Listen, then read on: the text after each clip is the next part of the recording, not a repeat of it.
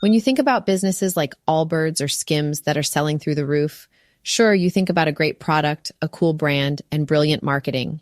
But what's often overlooked is the business behind the business that makes it all possible. For millions of businesses, that's Shopify. Nobody does selling better than Shopify, the home of the #1 checkout on the planet.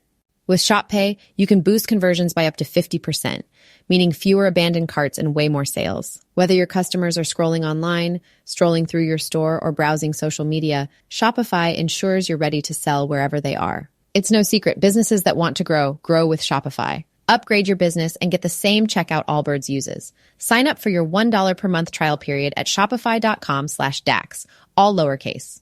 Go to shopify.com/DAX to upgrade your selling today. Shopify.com/DAX. We're totally booked. Rock and roll! Well, I think I'll leave you to your reading. Little Hand says it's time to rock and roll. Rock and roller! We are totally booked. Welcome to Booked on Rock, the podcast for those about to read and rock. I'm Eric Senich. With us this episode are best-selling and award-winning authors Robert Rodriguez and Jerry Hammack. The book is called Ribbons of Rust, The Beatles Recording History and Context, Volume 1, July 1954 through January 1963. Robert and Jerry explore how the Beatles developed their sound in Liverpool and Hamburg, drawing on American rock and roll and deeper cultural traditions, ultimately securing a recording contract with EMI. Spanning July 1954 to January 1963, the book details the post-war British music scene and the influences that shaped the Beatles, bringing readers into the studio with them, from early Liverpool recordings to Hamburg sessions. Let's talk to the guys right now about Ribbons of Rust. Thank you, Robert and Jerry, for being here. Great to be here. Thank you. Jerry, it's good to see you again. Robert, It's great to meet you. Jerry, we had you on before, so it's good to have you back. Ribbons of Rust, what a great title. Explain where that comes from. It's just referring to audio tape. Basically, it's rusty oxide stuck to plastic. That's how sound gets to us in the Beatles era. We just thought it was a poetic way to refer to the medium. And because the books are involved with their recording history and pretty much everything that they put to tape that we're able to hear as fans, Robert and I ultimately are looking to explore in this series. So we thought it was a good foundation, and for as people come to understand that, if they didn't already, then it helps them get where these books are coming from and where we're approaching the history from. It's about the music. It's about the recordings. I love it. The promo for the book reads, quote, "The story of the Beatles has been covered thousands of times in books, memoirs, discographies, and academic tomes, and yet many of these works focus on their history with little regard to how they experienced their own times." So tell us what fans can expect when they look through this book, which also features a QR code so people can watch and listen along to the book. So tell us what's inside of this book. If we did our job right, it would place the readers into the world of 1950s, early 60s Britain and Germany. From this distance, you look at any Beatle book, any Beatle history book, it's all largely in black and white. And that's also the way a lot of the stuff is depicted in films. And that was not the world the Beatles lived in. They lived in full color, like we all do.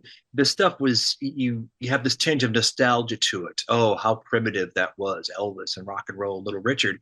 This was exciting new music. There was no end in sight. Nobody knew how it's all going to pan out. This was just a new, exciting thing of the moment. And we're trying to bring that to the reader. And to that end, it's loaded with color. If you get the standard edition, there's also a monochrome version, the mono edition, for people that the color access to printing was not available. The use of the QR codes, which link you directly to either British Pathé newsreels, which sadly are black and white mostly, but we've got some color footage also in the book of the Reeperbahn Sin Strip red light district of Hamburg, as the Beatles would have seen it in 1960.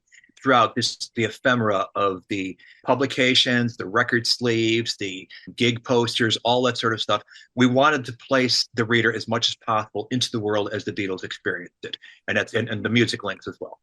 There's QR codes throughout the book, and basically as you were reading about a particular song that the Beatles were listening to, it gives the reader the opportunity to listen to that song themselves, to experience what the Beatles were experiencing.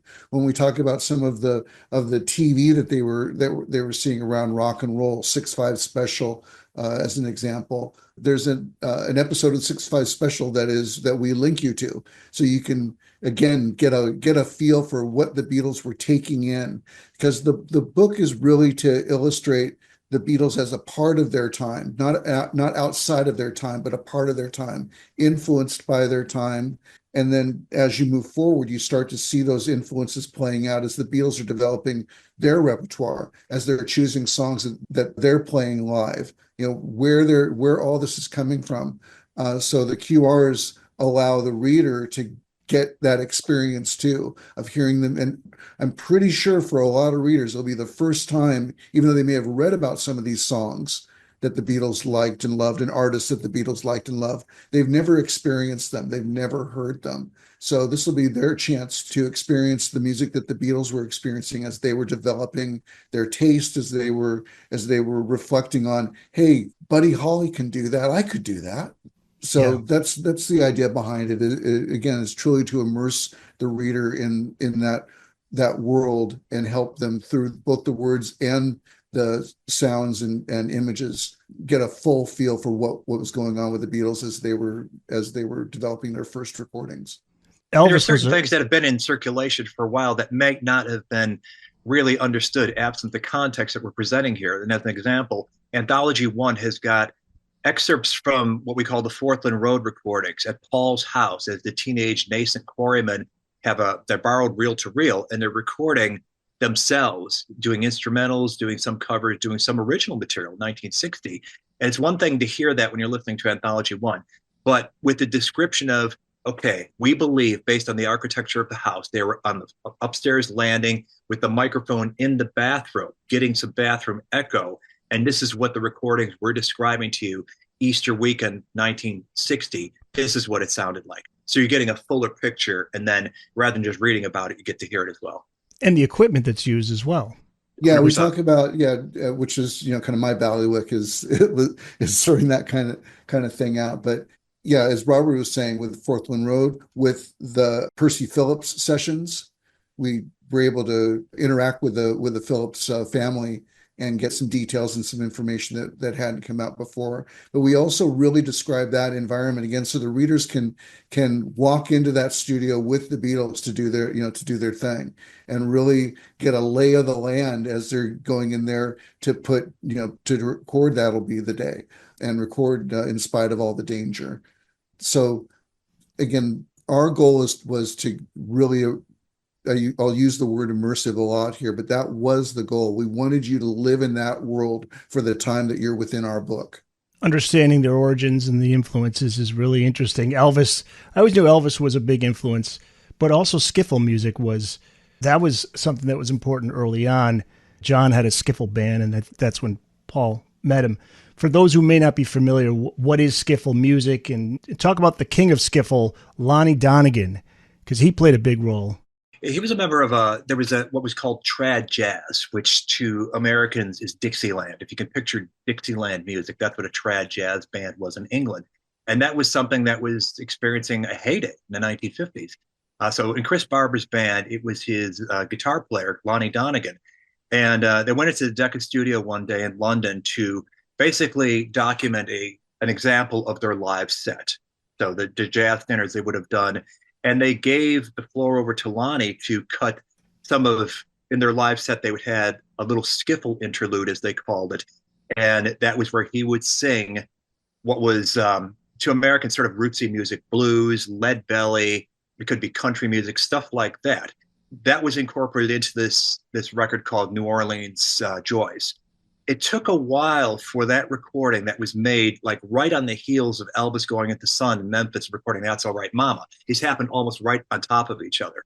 But when it came out, it kicked off what was known as the skiffle craze in England among young people, because the music itself was so simple and it tended to be sing-along stuff.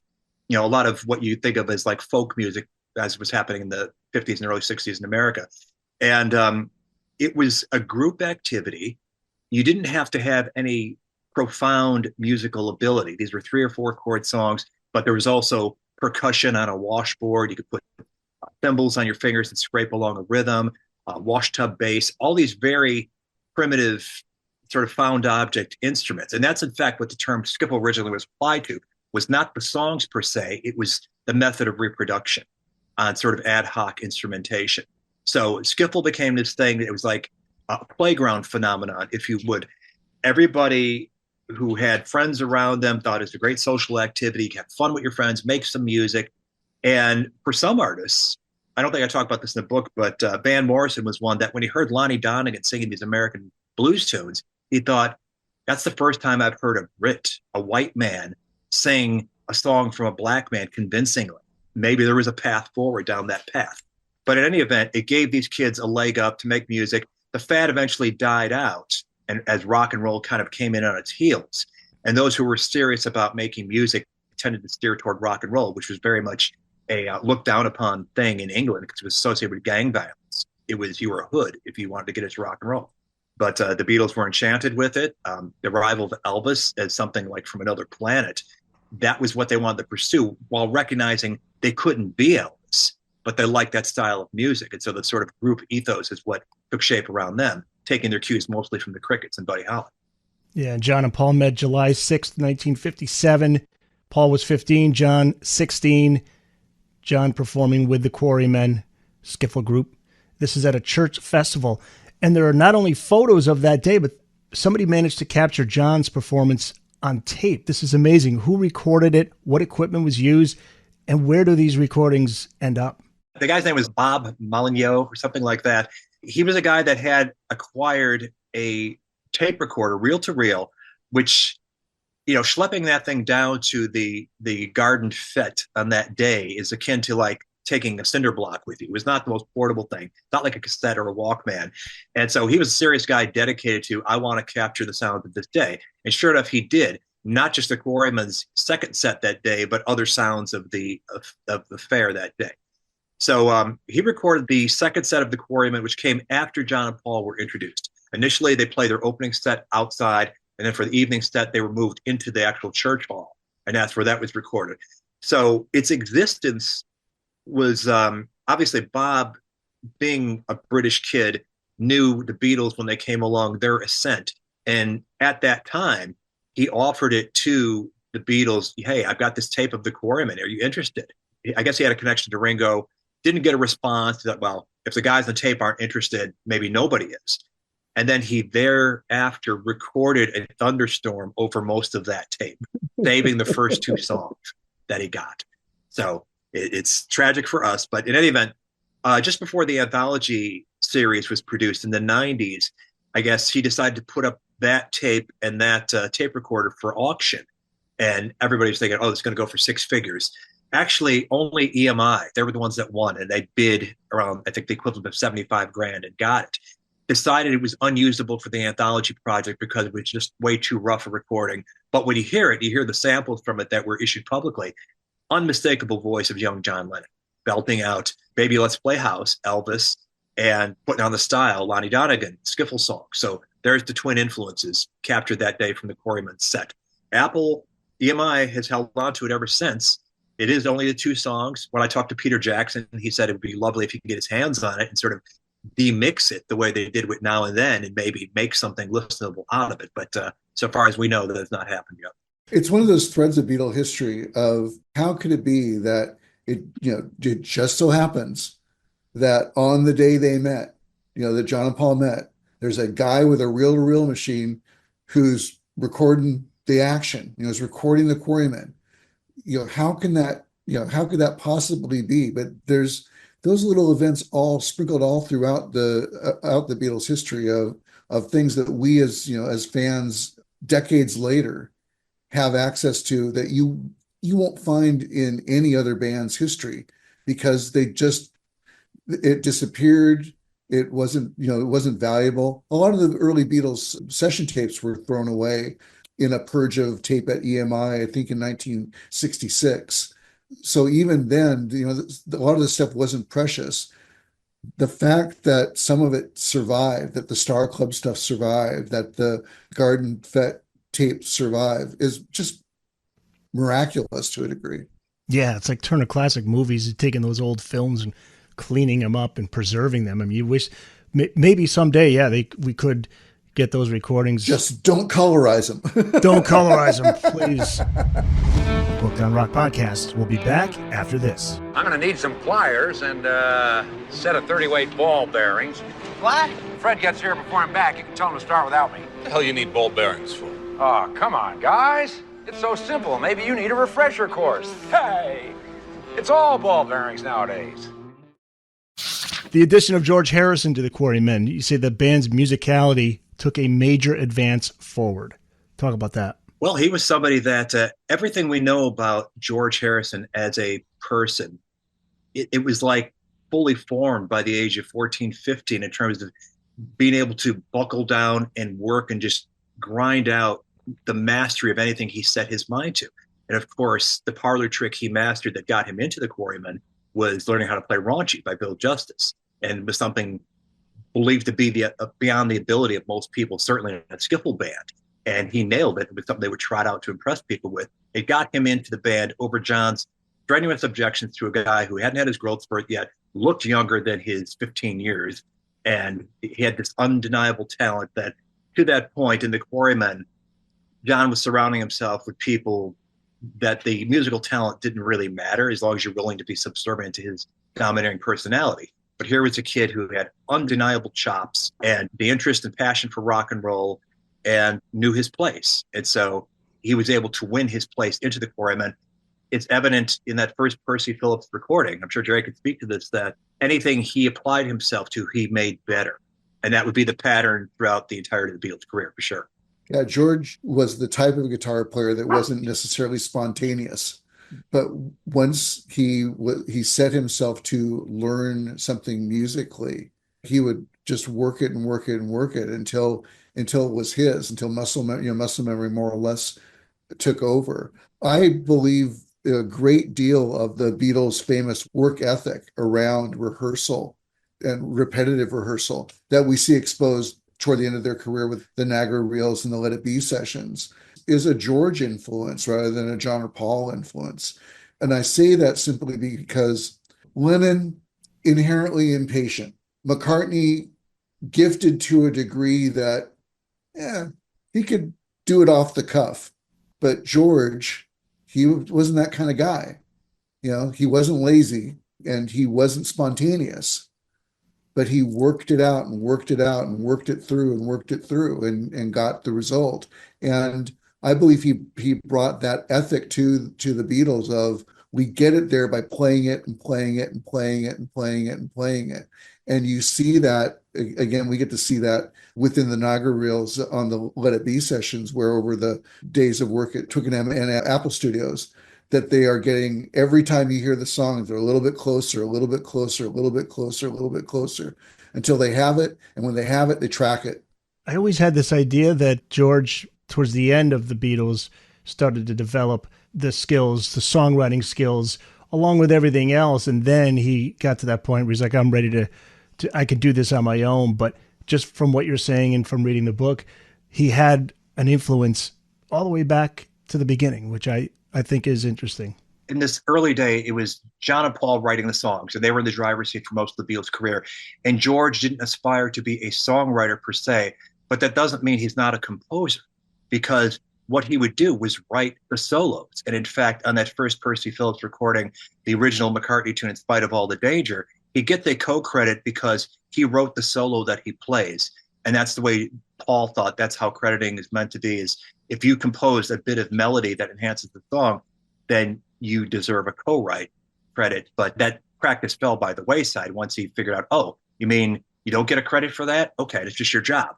Nonetheless, it was George's role in the Beatles. We find out more and more through the years of riffs that he wrote on Lennon McCartney songs, or just key instrumental parts that make those songs hooky and memorable. He just saw it as his job, and he contributed and it enhanced the material. And man, for publishing reasons, though, that's a big deal, whether you're named or you're not. Uh-huh. Yeah, and publishing's where the money is. So Ask Paul, he'll tell you. Yeah. yeah. Which was good for him to eventually, when George got a couple B-sides on, Right. Lady Madonna or Bella John Yoko gets these singles, that he's going to make just as much royalty as the A-side. I was gonna say, ask Paul about Michael Jackson, who took all the ownership of the Beatles publishing. I got the very last minute. Yeah. I don't have a lot of compassion there when I see a scene in the Peter Jackson Get Back where Paul's hanging out with Dick James, I believe it's Dick James. Yeah. And he's going over the catalogs that he just bought. All these 1912 songs that they're making fun of the titles of. Yeah. Yeah, well, but they were money-making catalogs of other artists' material. So it's just, that's the way publishing works. That's how publishing works. I don't know what Dick James thought he was buying in 1969 that would be of infinite value going forward. There was probably a reason he got it relatively cheap. I don't think there was much call for World War I songs back at that time, but maybe I'm mistaken. Take us back to that very first recording session by the Quarrymen. Where did it take place? Who made up the lineup? And then the precise date, that's kind of up for debate. The session was July 12th at Percy Phillips' studio. And his studio was in a room within his business, which was an electronics repair business. Just a kind of a ramshackle setup. He had a little mixer. He had a small tape deck, and he had a disc cutting system, an MSS disc cutting system. Everyone recorded in the room around a couple of microphones was all they had, a couple of dynamic microphones. In the old, tradition, when it's your turn to play or to be highlighted, you step up to the microphone and you step away when you're done. That's the way you balance volume in those situations. And the full original Quarry Band lineup, wasn't it, Robert? That was there. Yeah. Well, it was the lineup as it existed when George joined. So you had Colin Hanton on drums, Ken Brown on piano, and then John Paul and George. No, Duff Lowe. I'm sorry, not Ken Brown on piano. Duff Lowe. Okay. Duff Lowe on piano. Even at that point, it was John Paul and George's band. Because they get through That'll Be the Day, and when they go on to In Spite of All the Danger, there's no place for the other two musicians in that. They hadn't been involved. They hadn't been included. So if ever there was a message of, you're sort of in the band, you get it there when we've got our one chance now that we're going to record together, and we're only going to partially record together. You guys, we don't need you for this one. Surplus to requirements. Yeah, surplus to requirements. And In Spite of All the Danger, credited to Paul and George, but it's not known exactly when John and Paul commenced collaborating. Did they quickly develop that chemistry? Did it take time? It seems like they did pretty early on after they met, and once they sussed out that each of them was writing original material. Now, one of the things that impressed Paul the first day he saw John performing was, while he certainly was playing peculiar fingering of chords, using banjo chords on a guitar, where he didn't know lyrics, he apparently was making them up on the spot, and they were witty. And that was something that really Paul was wowed by. It's like, wow, he's making up things that scan well. That's cool. And Paul had himself written a few compositions by that time. He's got even one that lived on for decades after, pre-rock and roll, called Suicide, that he put a little bit of it on his debut album solo and tried to get Frank Sinatra to record it. But in any event, it became the kind of thing where I think the real dynamic between them was, once they'd figured out each other had some kind of gift that the other really admired, and that they both were on the same page in terms of taste, in terms of being these connoisseurs of rock and roll, that out of convenience, if nothing else, they could help each other, where one of them might have started a song and then got stuck, and the other would hear and go, oh, you should go here now, and then circle back to this. So it became this sort of partnership out of editing each other's material, which would carry on all through the whole of the Beatles' career, as well as consciously sitting down, okay, we're going to write a song together. And it was a point of great pride for them that they filled notebooks with this stuff, so much so that the very first press the Beatles got in any kind of national publication, come the release of Love Me Do, that story of the 100 original tunes was mentioned in that article. Although Beatle historians had, first of all, questioned if it was ever 100 tunes. And second, they don't aren't known to exist because at some point during a house cleaning, Jane Asher is blamed for having thrown the notebook out. But certainly they had at least dozens of original collaborations that they seem to have very little effort recalling come to January 1969 Get Back sessions when they're throwing the stuff into the air. And they, the tunes they haven't thought about in years, they're able to play pretty well. Jude Kessler, I was talking to recently, a John Lennon historian, and she's talking about John and Paul were writing together up until and through Rubber Soul. And then after that, it was more of a competitive thing. Is that I think it was always competitive, accurate? but they never stopped collaborating. And again, we know this because of so much of the Get Back project is documented. And you've got conversations on the Niagara tapes, as Jerry alluded to. And just as a sort of sidebar in a discussion Paul is having outside of John's earshot, because he hadn't shown up at the studio yet. So we're talking 1968, the year they went to Rishikesh, the year that they wrote this bounty of material that ended up being spread across the double white album. But he's talking about working on I Will with John in a regular writing session, and that he felt a little cowed by Yoko's presence, that suddenly it's going to deviate off the songwriter path to trying to be abstract and artistic and write about white walls or something, because Yoko's in the room. So we know it existed at least as late as that. We also know prior to the Get Back sessions starting up that John and he had taken two separate songs and fused them together, creating I Got a Feeling. So they absolutely did work and edit each other's stuff. The famous Hey Jude story about you're going to keep that line, the movement you need is on your shoulder. That's Paul directly taking John's input on a song that he largely wrote himself. When you have a couple of songwriters in a band, they can't help but feed off of each other. There's just no way around it. And there's no way around the inherent competition that comes from that. So it's not only that they inspire you to get to work and get another song out, but you're hearing something and you're like, oh, that's cool. I could do, and fill in the blank. And so that aspect of them inspiring each other to do the work that needed to be done over the long run, that was the entire career. The fact that they had worked together so effectively and had built a trust that if I'm missing something, I can put it in front of the other and we'll get it sorted out. We'll figure it out. That became just second nature. And the intercession that John, Paul, and George all had with each other of, let's do this, it'll make the song better, or you should go there, or we should repeat that. All of those structure things beyond the core songwriting, that collaboration was there at the start and it was there at the end and never changed. There's an example of that in the Get Back film where it's sort of tossed out there, not seemingly for any serious consideration, but the song that the world would know a couple of years later is Give Me Some Truth. It is evident that John and Paul have already worked on this song together. And in fact, there's a hint that Paul, in fact, submitted a substantial part of the lyric, at least.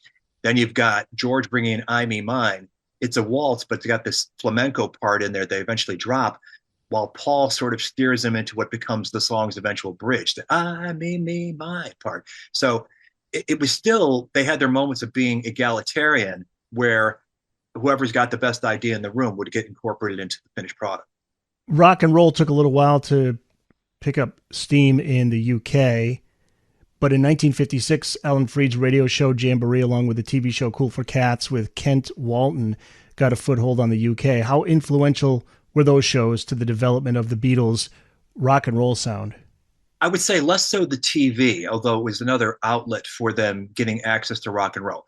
As we try to point out in the book, it's hard to a reader of the 21st century to imagine a world where basically consumers could access rock and roll through a keyhole.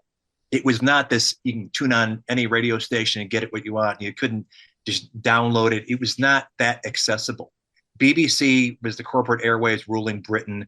They certainly weren't going to be showcasing rock and roll for the foreseeable future. And Radio Luxembourg was something coming off the continent that they had access to. They had this programming, certainly on Saturday nights where Jamboree and Alan Freed was being broadcast. They had country and western, they had other stuff throughout the week. So they had that sort of access to stuff being broadcast straight out of America. And I've heard air checks of this stuff of that period.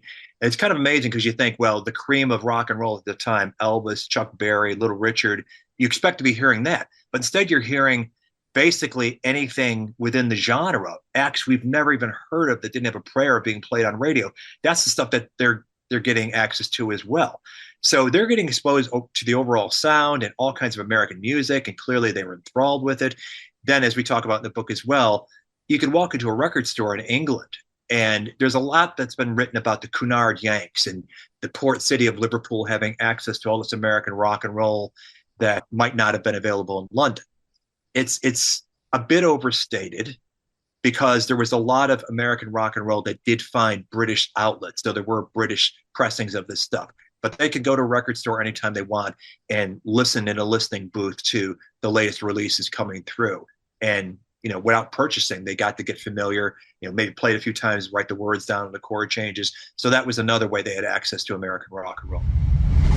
Booked on Rock podcast. We'll be back after this. During our brief intermission, let's take a flying trip from the land of fantasy to everyday life. Interesting to read about that period with Stuart Sutcliffe in the band, because it offers a glimpse into the rock and roll canon that they were presenting. Elvis, Little Richard, Buddy Holly, you mentioned them, Everly Brothers, Gene Vincent, another one. And there's an amazing photo of the Beatles lineup of John, Paul, George, with Pete Best and Stuart Sutcliffe in the band. This is at the Hamburg Fun Fair, November of 1960. And this is the period where we see the band hone their performance skills. Between 1960 and 1962, you write, quote, Hamburg proved to be their making as a stage act that stirred a synergy with their audience, without which they might never have found the resources to slog onward in the face of such adverse challenges. Talk about the importance of that period. What was so important and what came out in their work in Hamburg was the fact that they were willing to suffer. They were willing to suffer and do the work required to get the attention that they desired. They were a pretty ragamuffin band when they first got to Hamburg, to the degree that other bands there were like, don't send the Beatles, don't send the Beatles. They're going to ruin it for us. We got a good scene going here. Yeah, they're a bum group. And it may very well have been true when they hit the ground. But there's a crucible you go through when you have to do the work, when you have to show up and do the work. And night after night, the Beatles had to figure out how to take what started as a limited repertoire and make it last for the sessions they were playing. That was the start of it. As they gained confidence in both performance and in musicianship, then they started expanding the repertoire to stuff that they liked. And of course, as with all musicians, the more practice you get, the easier it is and the quicker you can bring on new material. That Paul and John in particular were kind of built for the stage. They loved the spotlight, that they loved attention. That was another factor for them that allowed them to differentiate themselves from other acts. So there they are doing. I think they did, what was, Robert, 3 or 4 hours a night? Was that it? Up to 6, depending on the night of the week. I think it was longer on the weekends, but they had like 15-minute hourly breaks. But when you figure that a rock and roll song of the day is maybe 2 minutes long, and they're on speed, so they're gonna, Ramones Temple, go through that maybe a minute and a half. They got an awful lot of time to fill out. So that was when they did take to stretching out. You hear the stories of What I'd Say stretched out to half hour in length. They're throwing in pop standards, show tunes, all kinds of stuff. Every song that popped into their head that they could master and suss out. They're doing all this stuff because they've got to fill that time and put on a show. It's really about putting on a show. And the astonishing thing, when we talked about the 100 originals, whatever the number actually was, there was no call for original tunes in Hamburg to fill up those big sets. So they had to get awfully creative on their feet in front of tough gangster and drunken sailor audiences to keep them entertained. That might not have been their primary goal. Their primary goal, I think, was as writers, they wanted to make records and have a hit record. But this was the path that ultimately took them to a point where they became an act that was sensitive to what their audiences wanted to hear. And yet they could take this mountain that they'd built upon of material and, in their eyes, better it and take it somewhere further.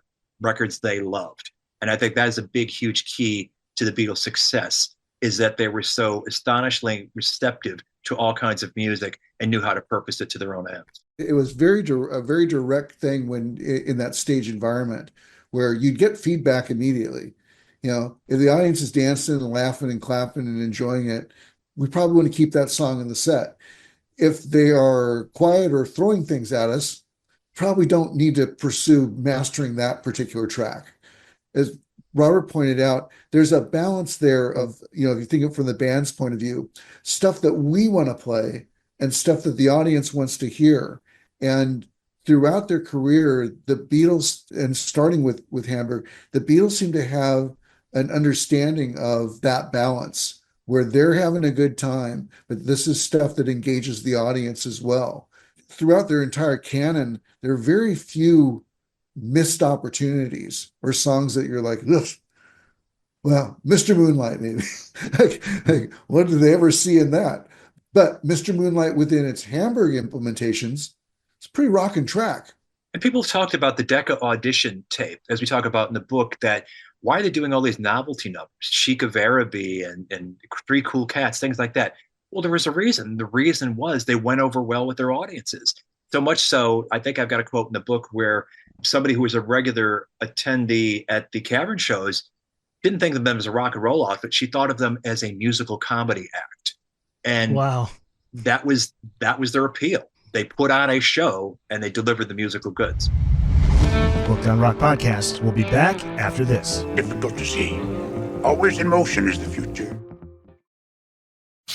Robert Rodriguez and Jerry Hammack are authors of the new book titled Ribbons of Rust, The Beatles Recording History in Context, Volume 1, July 1954 through January 1963. I wanted to ask you about some of the things that maybe have come to light over the years, like pieces of the Beatles puzzle that have come to light, some of the things that stand out, some of the things that have been lost, like you mentioned an acetate that documented the first time John, Paul, George, and Ringo recorded together that once existed, it no longer exists. Is that the acoustic session? Summertime, yeah. Yeah, and again, this work wasn't special to anybody in particular at the time, and who would have known, who would have thought? This is just another, and if you've ever worked around recording studios, and I worked around traditional recording studios, you'd get, volumes of tapes that are there that you're storing for the band because they don't have anything to play it on and it isn't going anywhere. And, after a time, you'd call those guys and, hey, your tapes are here. Do you want them? No, you never get an answer.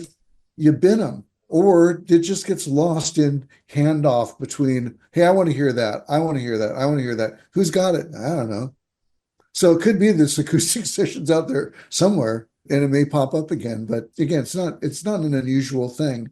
If you consider for a moment that in this period and for a while, the Beatles aren't special. The Beatles aren't special. Robert talks about really nicely about how there was and actually, Robert, maybe share the story of the other band that rehearsed, and tried to get a deal with Decca on that in that time. Oh, you're talking about the Troubles? Yeah. I think logistically worked in their favor is why they got signed rather than the Beatles that day, just because they were local boys from London rather than people had to schlep in from Liverpool 3-4 hours away.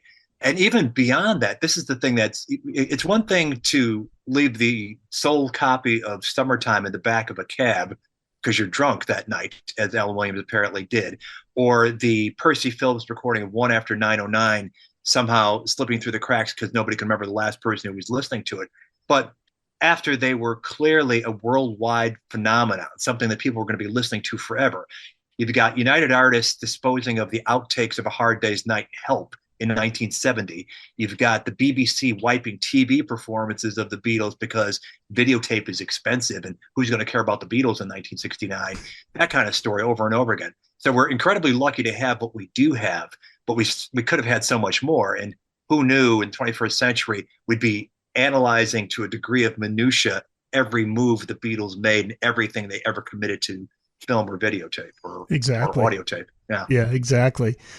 I just reading a book on the Zombies, and I'm going to be doing the interview this weekend with the author, and drawing a blank on the guy's name, but it was the guy who said no to the Beatles, signed the Zombies like right away because he learned from his mistake. And I'm all, what's his name again? Dick Rowe. Right, Dick Rowe. Yeah. Yeah, and the Zombies said we were doing a gig, and he just walked after the show, walked up to us and didn't even say, "I'm interested." He's just like, "When can you sign the deal? Let's go." Because he just You could be the next Beatles. Right.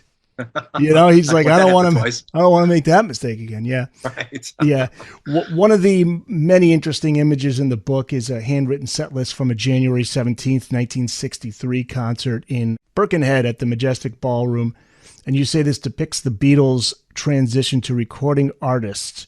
Where did you find this set list? I got it up in front of me here. It's something that's been circulating in fandom in recent years, and I think it might have even gone up for auction.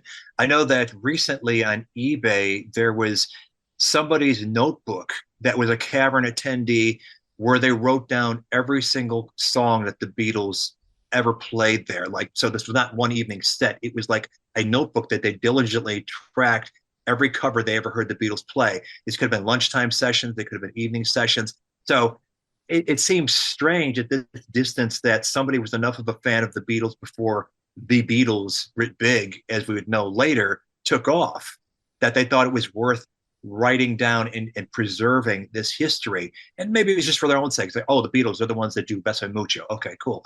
It's just astonishing, though, that it's taken 60 years for this stuff to emerge. Just as, what was it, a year ago, Jerry, that there was like back-to-back 2 live recordings of the Beatles from 1963 that nobody really knew about surfaced. One was them performing at that boys' school in Stowe. The other was them, I think the next day, doing a session at EMI, Manchester Square, just running through. I think they were gearing up to promote for media or something, but they played live at EMI a handful of songs, and somebody taped it. It sounds great.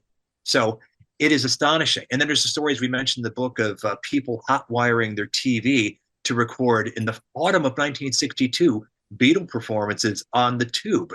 You can't just whip out your VHS tape and get this stuff. Somebody had presence of mind enough, because they were fans enough of the Beatles. They wanted to document this, and certainly the networks weren't going to do it.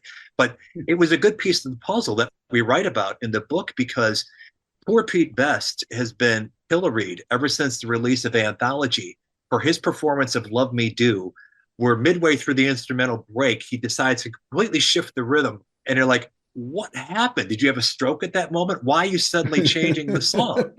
And then this performance from the autumn of 1962 on TV with Ringo doing exactly the same thing that Pete did, that apparently this was their live arrangement of Love Me Do. For whatever reason. It's not the record version, which was already out and tracked in the studio. So it's interesting little things like this that add further pieces to the puzzle. So we can now acquit Pete Best of not showing terrible judgment. It was just their arrangement. Yeah, because the thing is, there could be someone out there right now who's the son or daughter or grandson or granddaughter or whatever family member who just says, I was cleaning out the attic one day and I saw this tape, and that's still possible, right? That's the excitement, I guess, as a Beatles fan, that there still could be more out there that we're not aware of. And that's how the Forthland tapes surfaced, was literally somebody in an attic. I think they found their grandfather's tape recorder, and lo and behold, there's reels of tape of the nascent Quarrymen rehearsing from that machine in early 1960s. So, and that surfaced in the 90s. It's just amazing. We know what some things that are lost, and there's things that we never ever thought we'd experience that suddenly turn up one day. At this point too, we're still waiting to get more information, but there are the original, is it 6 September EMI tapes that the Emmerich tape, yeah, that supposedly Emmerich got his hands on. So the very first time the Beatles are in the studio and they're doing Besame Mucho, and they're doing with Pete Best, with Pete Best, and Ask Me Why. Supposedly that tape is out there, and the Emmerich estate has it. Do they? A lot of questions on that one. Yeah. But we'd all love to hear it. We'd love, the contents of the tape are somewhat known with studio logs, but not completely. And I'm sure, there's, for those of us that care about that minutia, there would be revelations in getting our ears on that. I'm sure there's plenty of people. There's the Beatles fan community that would love to see it. They tend to acquire stuff, and then it disappears into the black hole of Apple's vault. That, we knew about the Quarrymen tape the day John and Paul met. EMI had it, yet it's not an anthology. There are other things. There is a cavern live set of the Beatles in the summer of 62 prior to Ringo joining that we know exists from like July of 62, the last days of Pete Best. It got bought at an auction. Have we heard it? No, we have not. And now we've got the tools to make it better and sonically improved and listenable if somebody cares to do that. So they had this great revulsion and disdain toward the Star Club tapes. At least it got out for a while, but then they went to court. George testified against it being an invalid deal, and they've acquired that, and it's not seen a legitimate issue. Now, the word is Peter Jackson bought them and is doing his thing on it, but Apple has no interest in putting it out. So they seem to have a mindset of if it's not listenable and accessible and pleasant, rather than, no, it's historic and it shines light on history that we've only read about to this point. Why can't you make it available? There are plenty of people in the world that would make it worth your while. Yeah, it's interesting to the degree that the Beatles are not archivists. The Beatles organization, the Apple organization, are not truly archivists. They're always, when they give us anything, they give us about 80% of it, and then they are very careful to polish that up as nice and pretty and inoffensively as possible. It's almost like they're still trying to please Mr. Epstein and please Mr. Martin and please Mr. whoever, the powers that be. We don't want to upset them. Those gentlemen are writing our checks. It's almost as if that's the mindset within Apple. And it's difficult to justify when, the Beatles have been around for 60 plus years, and they have entered this period historically where everything around their history has meaning to a pretty sizable, commercial audience still. And yet they choose not to address that audience or give that audience a little more of what they would enjoy and give us all a more balanced understanding of the band. They're still protecting their image. It's like finding a piece of a letter from Abe Lincoln, and you can't read the whole thing, so why bother letting anybody see it? Abe uses some questionable language here, right? So, but the Beatles are so far beyond just a popular band that they're part of the history of this, not only this country, but our culture, that worldwide. Yeah. It's like, so it's a sad world where Rhino treats the Monkees' legacy better than EMI treats the Beatles in terms of serving the fans. Yeah. And again, it requires that you allow a historic mindset to it. And I think, unfortunately, as long as we've got Ringo and Paul around, that's not going to happen. We're not going to get that opportunity. Those that are controlling, the Lennon and Harrison estates, again, rather than give us a deep dive into what happened, what they did, what was there, what it means, they are looking at repurposing the work to make something new, out of something old, rather than let something old be what it is and allow us to get a full experience of that. Yeah, I find it kind of a drag that effort's being, spent on what was the imagined project. Ultimate Mix. Yeah, the Ultimate Mix. That's where the energy's going rather now and then. Yeah, very mixed feelings on all of that. I as a historian, I guess I want the real stuff. I want the real stuff. I want it real. I want it raw. I want the best version of that they can give me. I want Peter Jackson to go and clean up the Star Club tapes. Let me hear what was there. Don't take it out of mono, but let me hear what was there. Don't rebalance it. Don't remix it. Let me hear what was there as best that I could hear it. That's all I want. And across their catalog, the Beatles catalog, that's all I want. I've never been a huge fan of the Giles Martin remixes. The remasters I enjoyed, the 2009 remasters I enjoyed, because again, that gave me clarity around what was already there. It just cleaned it up for my ears. But when you're working with a master tape, you're not making different decisions about relative levels or effects or things that are used. That's what I would hope eventually we get out of the Beatles camp, is an appreciation of the value of things just the way that they did that work, and not try to make the next product that they're going to sell X units out of it. Booked on Rock podcast. We'll be back after this. Your Honor, I'd like to ask for a recess. Let's talk about the early influences.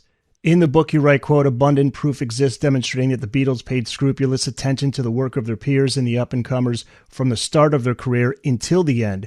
Let's go to the early songs and albums by the Beatles. I'm curious as to, do you hear any influences in those, like say 63 through 65, before we get to Rubber Soul? Who do you hear in the music? Is it Roy Orbison, Everly Brothers, a little mix of everything? Oh, definitely a lot of R&B acts, for sure. Motown stuff. This is the curious factoid I didn't put in the book because I'd read it elsewhere. I figured maybe the fans know this by now, but I'll say it here, is that, you want to know when the first time a Motown song got played on BBC Radio? It was when the Beatles did a cover of Please Mr. Postman in early 62. Really? The Miracles hadn't even got played on BBC Radio. Yes. So that was an act that they paid so much attention to. We do talk in the book about Ask Me Why being very likely influenced by the Miracles single, What's So Good About Goodbye. You know, not one of their great hits as we know, played on oldies radio now, but something in 1962 they would have been well aware of. So you've got acts like that. You've got certainly, you know, by the time of the Help album in 1965, arguably even before that with I'm a Loser in 64 and Beatles for Sale, clearly there's Bob Dylan creeping into their sound. There are pictures of them holding up a copy of Freewheeling taken on their first U.S. visit when they were gifted a box of records from Columbia. Beach Boys, they cop to being influenced by, certainly by the time of Pet Sounds and Revolver and Pepper, that was something that was creeping into their work. Even the Byrds, I talked about this in the Revolver book, that they evolved super fast from a bunch of folkies that went electric when they saw George Harrison playing a Rickenbacker 12-string on A Hard Day's Night. Suddenly, they're the kings of folk rock, sort of electrifying folk sound even before Dylan plays Newport. But early 66, they put out this single that's channeling David Crosby's interest in Ravi Shankar, as well as John Coltrane, 8 Miles Hot, this modal passage that is the instrumental break of that song. And the Beatles are all set to walk into the studio to record Revolver when that single breaks in Britain and gets played. And that was a song crafted for AM radio airplay. And it's bringing these experimental elements in. 65, before the Beatles even did Norwegian Wood, the Eastern sound was creeping into pop music. See My Friends by the Kinks was a sort of droning Eastern sounding record. And earlier that year, the Yardbirds had attempted to record an actual sitar on the first take of Heart Full of Soul. It didn't work out, but the tape exists, so we know that they actually did this before they got Jeff Beck to sort of simulate one on his Les Paul. So the Beatles are paying attention to the music going on all around them and vice versa. It will be an interesting thing where we reach the point in our series where we're able to mark definitively where the Beatles went from being the influence to the influencers. Which is when? When do you think? I would or say. Do we have to wait for people to get that? Yeah. We'll tease this one out of the water. Yeah. This is where I always jump in and say, buy our book. Exactly. With the early rock and roll, I mean, you hear Please Please Me here with the Beatles album, you know, they were still doing some covers. They weren't fully trusted with writing a whole album. A Hard Day's Night, in fact, is the first Beatle album that is all Beatles compositions. Up to there, you know, they share songwriting credits with other acts on the Please Please Me album, with the Beatles album in particular. So but it's worth noting that they were not shy about covering girl groups. They did that a lot over the first two albums. You know, most of them, we know the Shirelles, I think most people do today, but what about the Cookies? What about the Donays? You know, these are relatively obscure groups that were saved by the Beatles covering their songs. That's the only reason we know about them today. I haven't asked about George Martin yet, and he's important. What were his musical influences, and how did they incorporate into the Beatles sound? He was a classically trained musician. As he came up and got his opportunities for production, we know of him primarily in association with the Peter Sellers and the Goons. That's where we first really become aware of him, is in that work. He was a traditional guy with an ear for rock and roll. And he had a job at Parlophone, which was to build the rock and roll catalog. EMI owned Capitol, and through Capitol, they had access to the American rock and roll acts. But they wanted, as they were moving away from Capitol, they wanted their own, you know, homegrown music that they could market more easily to a British audience. And so he was charged with developing that repertoire. So, there's a type of musician that, and I think George Martin was this kind of musician and producer that looks at music as only two categories, and it's either good or it's bad. And he looked at artists that way. They either had something to give or they didn't. And in relation to his label, they either filled a need for his label or they didn't. If they did, they got a shot. His classical background, obviously, we know through time with the Beatles, allowed them a sophistication in their arrangements, in particular their vocal work, that I don't think would have been there. Martin helped them understand aspects of harmony and how to sing harmony that, unless you're trained, they don't immediately come to mind. You have modes of harmony where, let's say in a 3-part harmony, 2 parts are holding fast and 1 part's moving. There's 1 part that's taking the lead of the harmony. And it's a very kind of classical concept of voicing that Martin brought to their work. And if he hadn't been there, I don't think it's happening. I don't think it's happening under Ron Richards. Oh, no, it's certainly not happening at Decca. The thing is, the precedent for rock and roll in Britain, to the extent that it existed at that time, was the soul sort of Elvis archetype, your Billy Fury, your Cliff Richard. And so very early on when the Beatles come into his orbit, he's trying to figure out, well, who's the guy that's going to be the John Lennon and the Beatles, Paul McCartney and the Beatles? And this is something he really struggled with because that was the precedent. He was trying to figure out, who is it going to be? What am I going to build this act around? And then he came to the epiphany that, you know what? They're fine as they are. They've got this egalitarian thing down. They all, 3 frontline big singers, big harmony singers, and, the handoff from one lead singer to another lead singer in the band.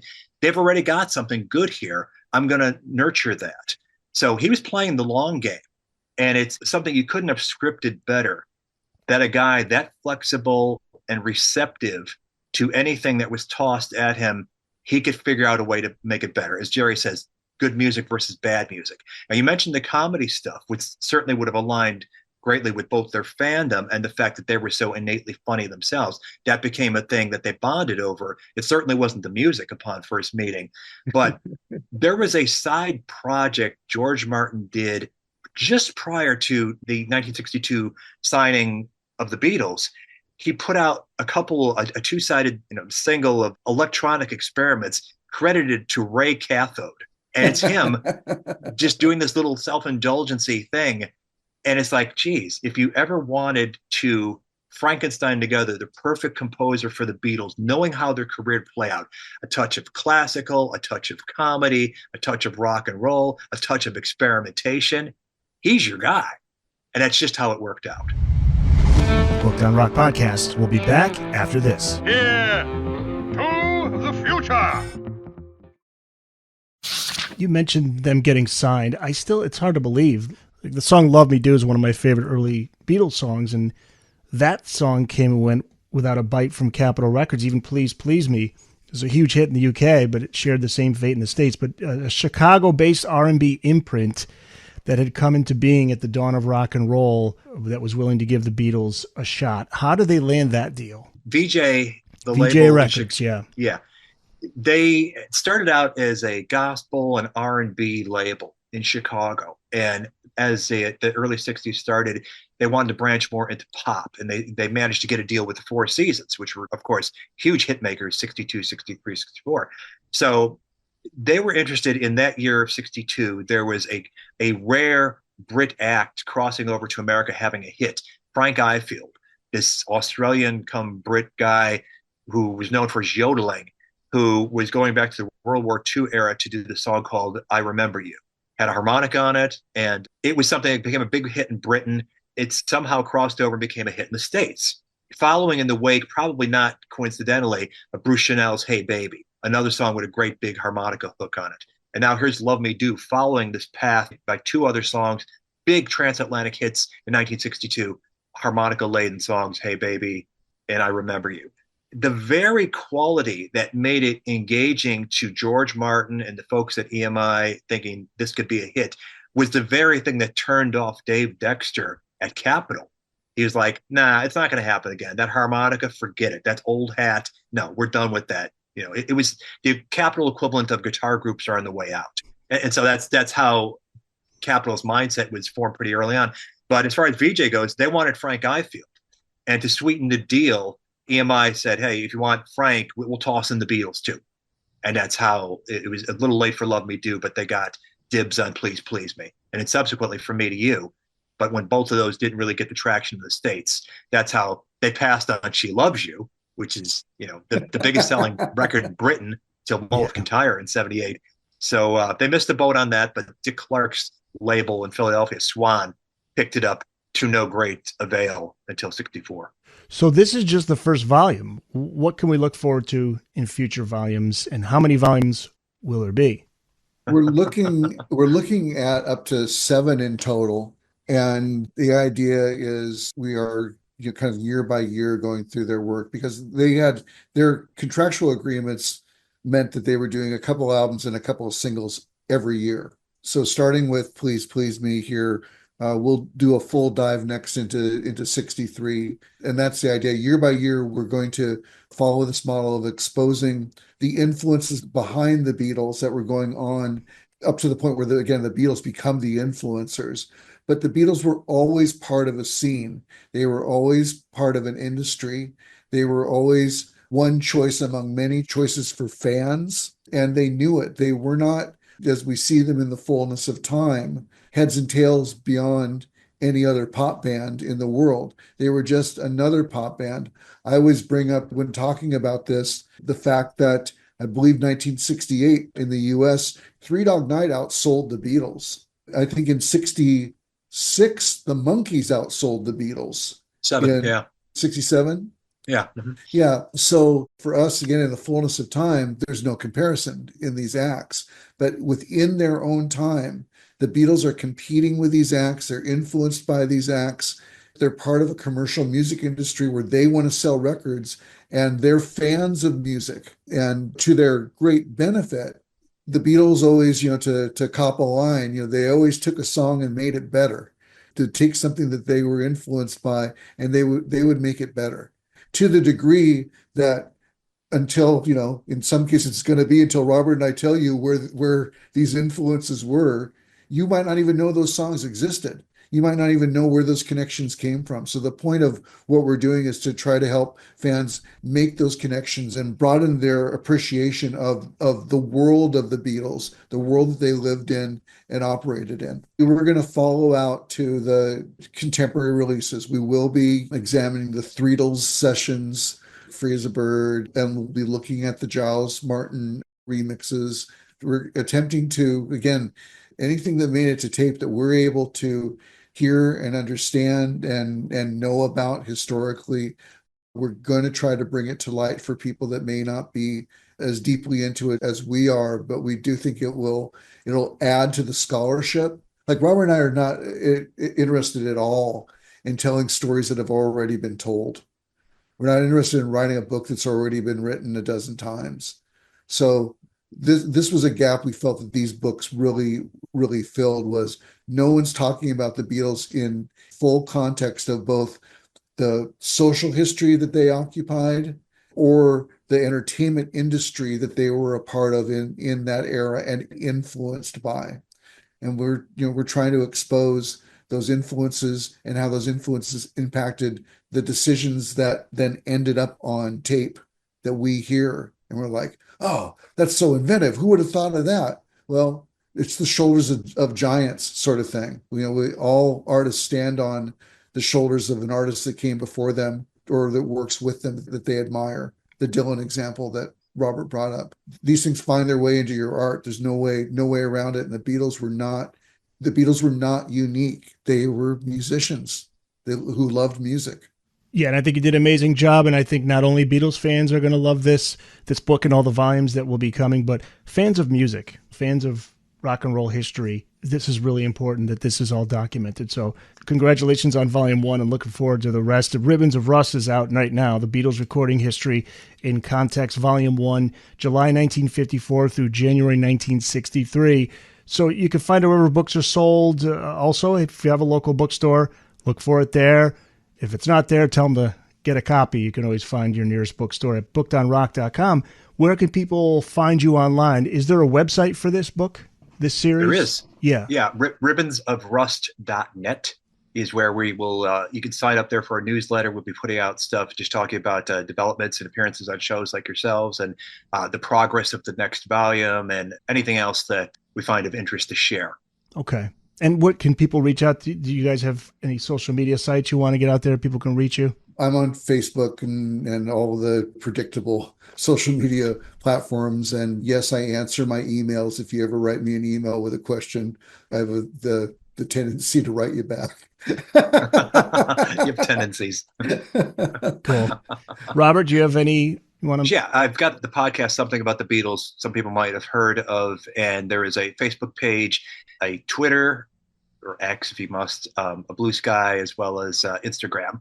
And the newsletter is what I would mostly encourage people to get onto.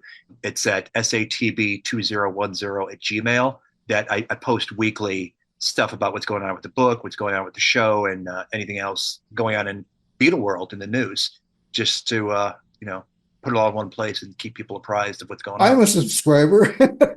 Right. That's one. Well, I'm going to subscribe. I'm going there right now. Well, I'll put all the links on the show notes so people can reach out to you guys and chat with you and just stay up to date on this because many volumes yet to come. Robert Rodriguez and Jerry Hammack, thank you guys. Thank you, Eric. Thank you. Really It was a lot of fun, appreciate your Eric. time. It's a lot of fun.